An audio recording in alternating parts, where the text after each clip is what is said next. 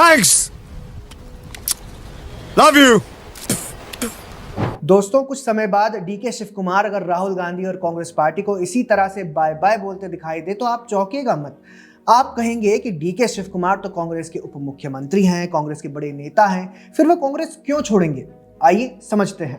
कांग्रेस के वरिष्ठ नेता वीरप्पा मोइली ने बयान देते हुए कहा है कि डीके शिव कुमार को मुख्यमंत्री बनना चाहिए। उनके बयान को कर्नाटक सरकार में मंत्री और कांग्रेस के नेता प्रियंका खड़गे ने तुरंत निजी बता दिया। डीके शिव कुमार को सीएम बनाने को लेकर कांग्रेस पार्टी में लगातार बयानबाजी हो रही है। दरअसल कर्नाटक विधानसभा चुनाव 2023 में कांग्रेस की बड़ी जीत हुई थी। कांग्रेस कार्यकर्ताओं ने इसका क्रेडिट डीके शिव कुमार को दिया था। वे ही प्रदेश कांग्रेस अध्यक्ष थे, तो वास्तविक तौर पर जीत का क्रेडिट और मुख्यमंत्री का पद उन्हीं का बनता था। लेकिन गांधी नेहरू परिवार ने सिद्धरमैया को मुख्यमंत्री बना दिया। जानते हैं क्यों? क्योंकि कर्नाटक के मुस्लिम डीके शिव कुमार से ज्यादा सिद्धरमैया को पसंद करते हैं। पसंद इसीलिए करते हैं क्योंकि सिद्धरमैया मुस्लिम तुष्टीकरण में कभी कोई कमी नहीं छोड़ते। ऐसे में मुस्लिम तुष्टीकरण की अपनी राजनीति के अनुसार गांधी नेहरू परिवार ने सिद्धरमैया को राज्य की कमान सौंप दी थी। लेकिन एक सेकंड, अटकलें ये हैं कि राहुल गांधी ने डीके शिव कुमार और सिद्धरमैया के बीच एक समझौता कराया है। समझौता है कि 2.5 साल के लिए सिद्धरमैया सीएम रहेंगे, फिर 2.5 साल के लिए डीके शिव कुमार को मुख्यमंत्री बनाया जाएगा। अब कुछ ही महीनों में सिद्धरमैया के 2.5 साल कंप्लीट हो रहे हैं। ऐसे में सबसे बड़ा सवाल यह है कि क्या राहुल गांधी अपने वादे के अनुसार डीके शिव कुमार को कर्नाटक का मुख्यमंत्री बनाएंगे? क्या वे सिद्धरमैया को पद से हटाएंगे? वर्तमान राजनीतिक परिस्थितियों को अगर देखें तो शायद ऐसा ना हो। इसके पीछे 3 मुख्य कारण दिखाई देते हैं। पहला कारण तो यह है कि डीके शिव कुमार पिछले दिनों ही प्रयागराज महाकुंभ स्नान करने पहुंचे थे। स्नान के बाद उन्होंने महाकुंभ की व्यवस्थाओं की तारीफ की थी। इसके साथ ही उन्होंने कहा था कि वे हिंदू पैदा हुए हैं और हिंदू ही मरेंगे। सिर्फ इतना ही नहीं, उन्होंने महाशिवरात्रि पर सदगुरु के एक कार्यक्रम में गृह मंत्री अमित शाह के साथ प्रतिभाग भी किया था। इससे पहले भी शिव कुमार सनातनी परंपराओं का पालन खुलकर करते रहे हैं। इसका अर्थ यह है कि डीके शिव कुमार अपने हिंदू होने पर शर्मिंदा नहीं है, और जो हिंदू होने पर शर्मिंदा ना हो उसे कांग्रेस में बड़ा पद दिया जाए, ऐसा पार्टी में लंबे समय से होता दिखाई नहीं देता।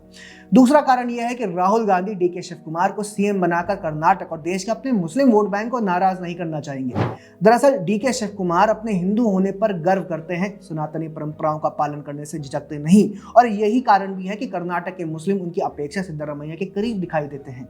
ऐसे में निश्चित तौर पर राहुल गांधी किसी भी कीमत पर कर्नाटक और देश के अपने मुस्लिम वोट बैंक को नाराज नहीं करना चाहेंगे। समझ रहे हो?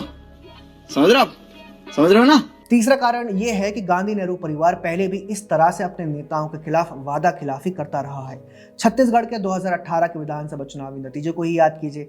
तब राज्य में कांग्रेस की बम्पर जीत हुई थी। मुख्यमंत्री पद के तब 2 मुख्य दावेदार थे, भूपेश बघेल और टीएस सिंहदेव। उस समय भी विवाद निपटाने के लिए राहुल गांधी ने दोनों के साथ कुछ इसी तरह का समझौता करवाया था।